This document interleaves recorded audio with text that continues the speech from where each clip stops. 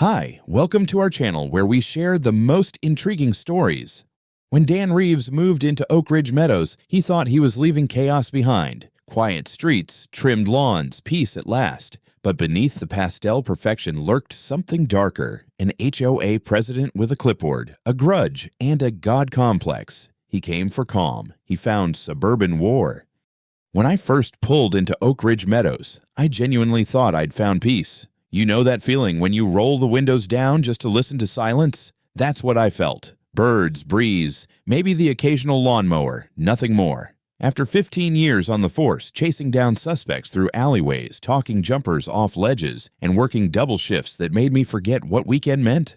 This was supposed to be my reset button. My name's Dan Reeves, 39 years old, police officer, and recently crowned king of my own little suburban castle. At least, that's how it felt the day I signed the deed. Single-story house, clean lawn, big porch. It wasn't flashy, but it was mine. No roommates with warrants, no neighbors screaming at 3 a.m., just coffee, a good book, and maybe a grill on Sundays. That was the plan. Oak Ridge Meadows was a gated community with its own homeowners association, the kind of place where people wave just a little too eagerly, and everyone's mailbox looks like it came off the same assembly line. I didn't mind that, not at first. I figured as long as I paid my dues and mowed my lawn, they'd leave me alone. I didn't attend HOA meetings, didn't gossip, didn't overshare.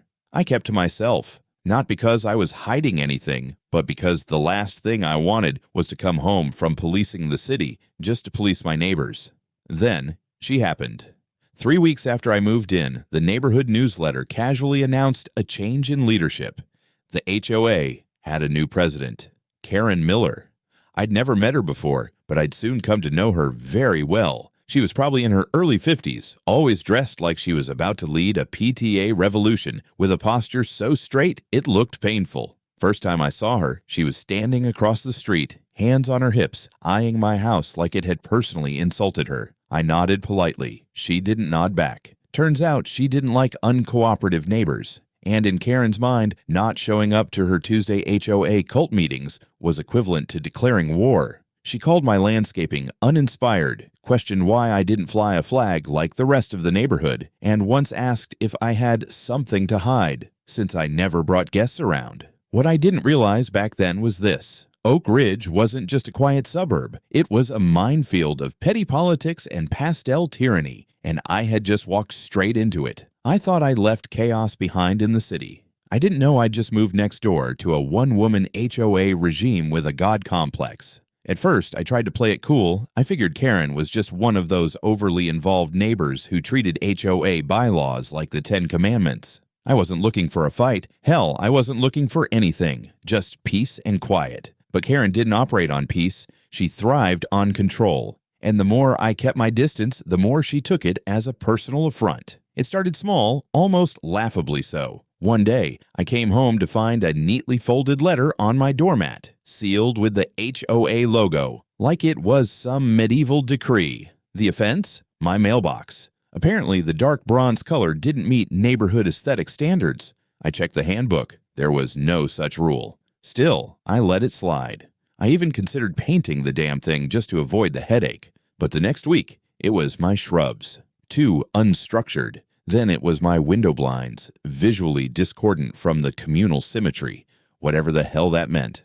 That's when I realized I wasn't being asked to follow rules. I was being tested. The camera showed up 2 days later, mounted neatly on a pole across the street, angled straight at my front porch. No notice, no explanation. I spotted Karen watering her hydrangeas with the enthusiasm of a prison warden and asked her about it. She didn't even flinch. HOA security, she said with a smile. We've had unusual activity lately. I'm sure you understand. Yeah, sure I did. I was the unusual activity. Then came the fake violations. I got hit with a $250 fine for a decorative wind chime creating excessive noise after 10 p.m. I didn't even own a wind chime. When I confronted the HOA board, which, surprise, was just Karen and her best friend Marlene, they said the complaint had come from multiple residents. I asked who. They said it was confidential. I said the only wind I heard at night was coming from their direction. Karen wasn't just being petty. She was building a paper trail, probably hoping I'd either fall in line or move out. But I'm not the moving out type. I've stared down dealers with sawed-off shotguns and teenagers on too much meth to feel threatened by a middle-aged woman with a clipboard. Things escalated fast from there. One day, I came home to find a bright orange violation tag stuck to my door. Bold font, red ink, the works. Unauthorized exterior fixtures. I scanned the note 3 times before realizing it was about the small security camera I'd installed above my garage, to keep an eye on my property. I emailed HOA. No response. Next morning, the camera was gone. Just the mount left behind, wires cut clean. I reviewed the footage from my backup cam, grainy but clear enough. It was Karen. Hoodie, gloves, and all. Real subtle. I reported it to the police, but ironically, when you're an officer yourself, it doesn't always mean people move faster. Then came the neighborhood ambassador visit. Some poor guy named Jeremy, probably no older than 25, came knocking on my door in khakis and a HOA polo shirt. He had a clipboard and a very forced smile. "Hi, I'm here to do a quick compliance assessment and discuss how you can be a more involved community member." I leaned on the doorframe, arms crossed. "You mean Karen sent you?" His smile twitched. I represent the board." I didn't say anything, just stared. He cleared his throat and backed away like I had a flamethrower hidden behind the door. The final straw, the courtesy newsletter. Karen personally dropped it into everyone's mailbox. Page 1 had a full paragraph about a certain homeowner who consistently ignores HOA values, flaunts community harmony, and refuses to assimilate into Oak Ridge culture. The image next to it was, no kidding, a zoomed-in photo of my uncut grass. I realized then that this wasn't just neighborly concern. It was a campaign, a full-blown suburban siege with Karen playing general and my house marked as enemy territory. She didn't want order. She wanted obedience. And I wasn't about to give her either. It wasn't paranoia. It was warfare. And Karen. She was just getting started. It was a Friday evening, one of those rare moments where everything felt still. I had just kicked back with a cold beer and was halfway through cleaning my sidearm. Standard routine when I'm on call, but hoping I won't be needed. The sun was setting, casting a golden hue over the porch. And for a brief moment, I almost believed I'd won a round in my Cold War with Karen. Then the bass started. At first, I thought it was someone testing out their car stereo, but the thumping didn't stop. It grew louder. Steadier. With it came the shrill laughter of teenagers, the clinking of glass, and a god-awful remix of Sweet Caroline blasting through a cheap DJ system. I stepped outside and immediately felt like I'd been transported into the parking lot of a college frat house. They'd set up the HOA community event directly in front of my house. Not near the clubhouse. Not in the communal park. No, on the shared green directly in front of my driveway. A full event. Tents, speakers, kegs, barbecue smokers, and at least 30 cars parked haphazardly, including one genius who'd blocked my garage completely. On my front lawn, 2 middle-aged men in tank tops were drunkenly tossing beanbags, beer in hand. One of them missed and sent the bag skidding across my flower bed like it owed him money. I walked out calmly, arms at my sides. "Evening, gentlemen. You mind not destroying my landscaping?" They blinked at me, then looked me up and down. "What's the problem, bro? It's a community event. Lighten up." I turned and caught sight of Karen in a red cocktail dress that didn't know if it wanted to be formal or flammable. She spotted me and marched over, glass of wine sloshing. "Ah, Officer Reeves. Come to socialize for once?" I kept my tone even. "This wasn't posted. It's not on the HOA calendar. You're blocking private driveways and trespassing onto my yard." She tilted her head, mock confusion on her face. "This is shared space. Everything within 15 feet of the sidewalk is community property. Page 9 of the handbook. Perhaps you should actually read it sometime." Just as she said that, a bottle came flying from the direction of the food table, glass shattering against my porch railing, spraying shards like confetti. I flinched, more from reflex than fear. That was the moment. I stepped forward and said clear and direct, "Shut it down." The crowd quieted a bit, sensing tension. One of the drunk tank top guys stepped forward and shoved me, harder than he should have. I didn't hesitate. 2 moves, arm trap, pivot, gentle takedown. No injury, just enough to put him on his ass and let him know I wasn't the local librarian. He scrambled backward, palms up, Then came the scream. "He's got a gun. He's threatening us." Karen. She ran toward the crowd, full drama mode, pointing back at me like I was the final boss in a video game. "Call 911. He's attacking people. He said he's a cop. He's impersonating an officer."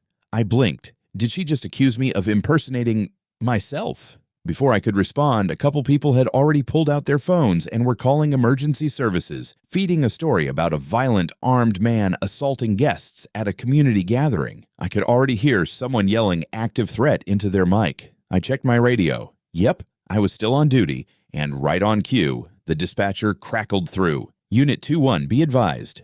911 call from Oak Ridge Meadows. Reports of a male with a firearm threatening civilians at a block party. Caucasian male, mid to late 30s, short hair, dark jeans, possibly impersonating law enforcement. Unit 2-1, are you in proximity?" I stared at my radio, then at the chaos around me, then back at Karen, who had the absolute gall to look triumphant, arms crossed like she'd finally won. I pressed my shoulder mic. "Unit 2-1, en route." I walked inside, put on the uniform, badge, vest, belt, body cam. My partner, Officer Ramirez, met me at the entrance 10 minutes later. We pulled up together, lights flashing, crowd still milling, like they were at Coachella for homeowners. As I stepped out in full gear, a wave of recognition rippled through the group. Phones lowered, mouths dropped, Karen's face. Oh, and that was priceless. She went from smug to pale in a single blink. Wait. You were..." I nodded. "Evening again, Ms. Miller. Let's talk about your emergency call, shall we?" Ramirez just chuckled behind me. Karen opened her mouth to spin it, but this time I had everything. Front porch cam, body cam, and the look in her eyes told me. She finally realized who exactly she'd tried to mess with. This wasn't just a Karen problem anymore. This was a Karen in cuffs problem. By Saturday morning, I'd gone from quiet neighbor who doesn't come to barbecues to full-blown local legend. I woke up to over 30 text messages, 3 missed calls from news outlets I'd never heard of, and, this was the kicker, a meme of my face photoshopped onto a superhero costume, holding a pair of handcuffs in one hand and a red wine glass in the other. Caption: "Karen Slayer, the HOA strikes back." Apparently, someone had leaked the body cam footage, or maybe it was my doorbell cam. I'd sent the video to Internal Affairs and our legal team, and from there, the internet did what the internet does best: turn reality into content. The scene of Karen accusing me of impersonating a cop, followed by a cut to me returning 10 minutes later as that actual cop, had become viral gold. TikTok, Reddit, Twitter, hell, even Facebook, which is where HOA drama truly thrives. Within hours, the hashtags started trending. Number cuffed by Karen, number neighborhood narcs, and my personal favorite, number officer plot twist. The icing on the cake. A slow-motion video remix of Karen yelling, "He's impersonating a cop," spliced with air horns and dramatic zoom-ins. Views, 1.4 million in 12 hours. But while the internet had a field day, the HOA, they went into full-scale meltdown.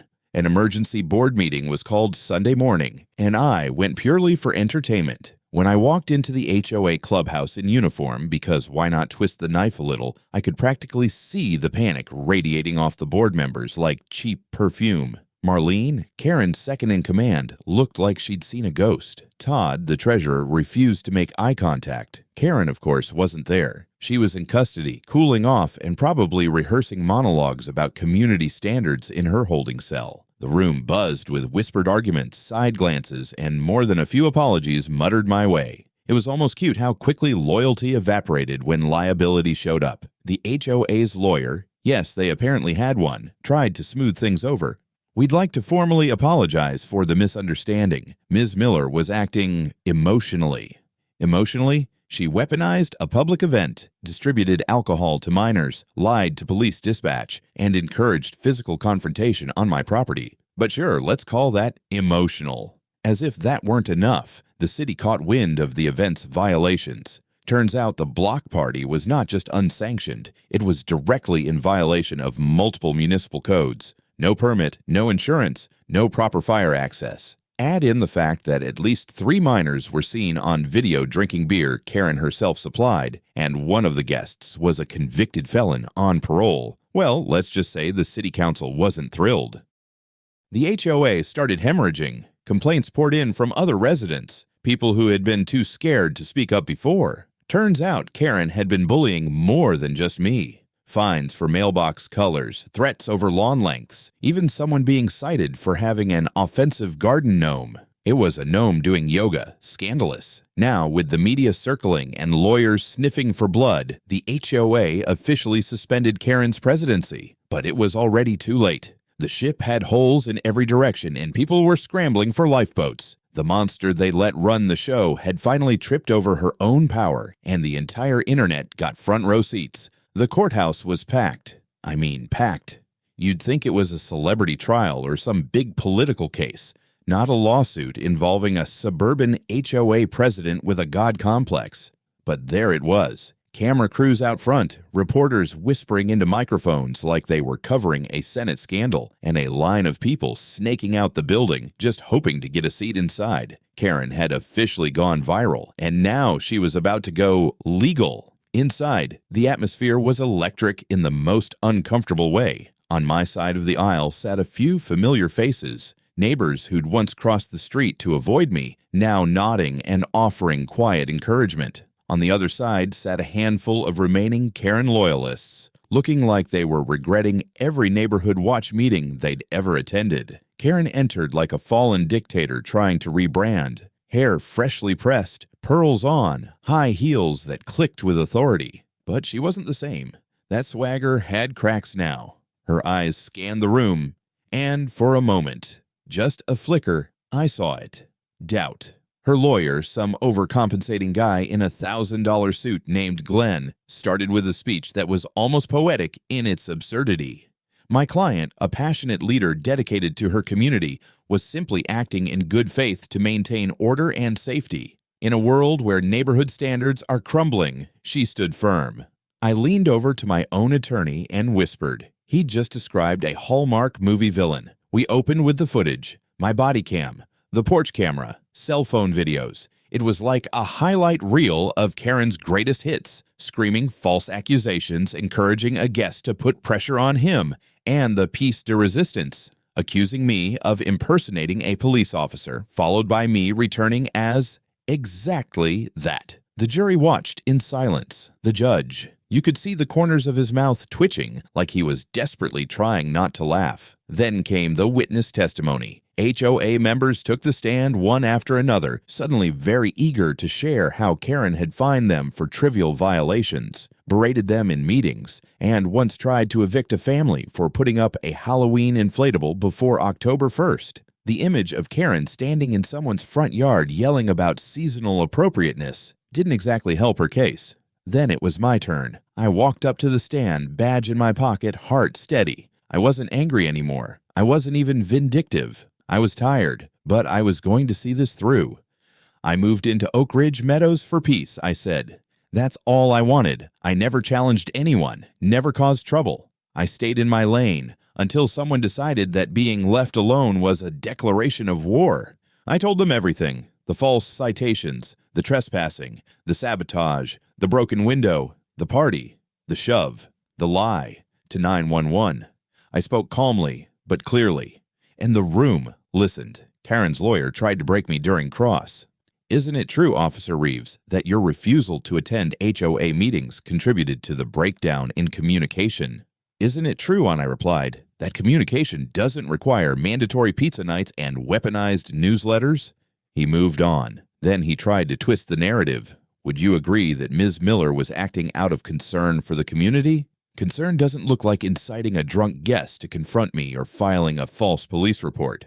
Mic drop. Karen never took the stand. I think her lawyer knew that if she opened her mouth, the whole courtroom would ignite. The closing statements came and went. My lawyer was concise and brutal. Karen's guy leaned hard into misunderstood leadership. I think he quoted The West Wing at one point. No one was moved. The jury was out for all of 90 minutes. Verdict: Karen was found guilty on multiple counts: false police report, incitement, trespassing, and personal liability for HOA misuse of funds related to the party. The HOA itself was found negligent and ordered to restructure, pay damages to multiple homeowners, including me, and issue a formal public apology.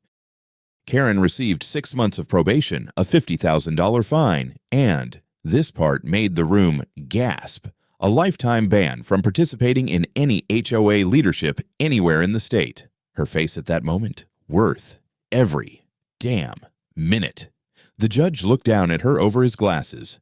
Ms. Miller, the court encourages civic engagement, but not tyranny. Consider this your last HOA meeting. Court adjourned, and just like that, it was over. Well, almost. In the weeks that followed, Oak Ridge Meadows felt like a completely different place. It was as if someone had cracked open the windows of a stuffy, judgmental house and finally let some air in. People I barely knew, neighbors who had once turned their backs or whispered behind hedges, were now stopping by my porch with coffee, baked goods, even one guy who brought me a birdhouse he'd carved himself as a token of appreciation for restoring balance. I wasn't exactly looking to be the neighborhood hero, but apparently surviving a full-blown HOA war turned me into some kind of suburban folklore. The HOA board, stripped of Karen and 2 other resigning members, scrambled to install a temporary leadership committee. This time, they opened the floor to public nominations. And wouldn't you know it, the people they chose weren't clipboard warriors or suburban tyrants. A retired librarian, a second-grade teacher, and a guy named Nate who ran a mobile taco truck. Normal people, kind people, people who didn't treat mailbox color as a moral failing. They called it the Reset Committee. First order of business? Rolling back about 40 ridiculous fines issued under Karen's rule. Someone even made a bonfire out of the old violation letters. Ceremonial, of course, but deeply satisfying. The new team took a serious look at the bylaws, especially the ones Karen had been abusing like a blunt object. Out went the mandatory curtain color guide. Gone were the rules about grass measuring less than precisely 3 inches. HOA dues were even slightly lowered, with plans to redirect funds toward things like fixing sidewalk cracks and organizing a real community picnic, one that didn't include underage drinking or broken windows. I kept my distance mostly. I wasn't interested in running for anything or holding a title. But I showed up to one of the meetings, out of curiosity, and when I walked in, everyone applauded. I awkwardly waved and sat in the back. Someone offered me a folding chair with VIP scribbled on it in Sharpie. Funny thing, now that Karen was gone, people started talking. Turns out she'd ruled through a mix of intimidation and guilt-tripping. Several residents admitted they'd gone along with her just to avoid becoming the next target. One elderly couple said they'd been threatened with legal action over their wind chimes. Another guy confessed that Karen fined him for leaving his trash can out 37 minutes past the allowed pickup time. 37 minutes. It was surreal watching the neighborhood come back to life. Kids played on the sidewalks again. Porch lights were strung up without fear of HOA retribution. I even heard laughter, real laughter, during an HOA-sponsored cookout held at the newly designated No Karen Zone of the communal park. The fear was gone. The paranoia, the spying, the clipboard notes, it all vanished with her gavel. And in its place, something that looked a lot like community. It was a quiet evening, exactly the kind I'd dreamed of when I first moved here. No yelling, no HOA patrols lurking behind rose bushes, just the low hum of crickets and the occasional bark of a lazy dog a few houses down. I was sitting on my porch, legs up on the railing, coffee in hand. Black, strong, the way it should be. The air smelled like fresh-cut grass and barbecued chicken from someone's backyard 2 doors down. And for the first time in what felt like a century, I felt at peace. Then I heard the tires. A U-Haul truck pulled up to the house across the street, Karen's old house, the one that had been sitting empty and cold like some cursed mansion ever since her HOA exile. A couple stepped out, young, smiling. She had bright pink hair. He wore a Star Wars Dad t-shirt. They looked around, took a breath, and high-fived. I smirked. Brave souls. A few minutes later, they spotted me. The woman waved eagerly. The man jogged over, hands full of bungee cords. "Hey there, you live across the street?" "Guilty," I said, standing.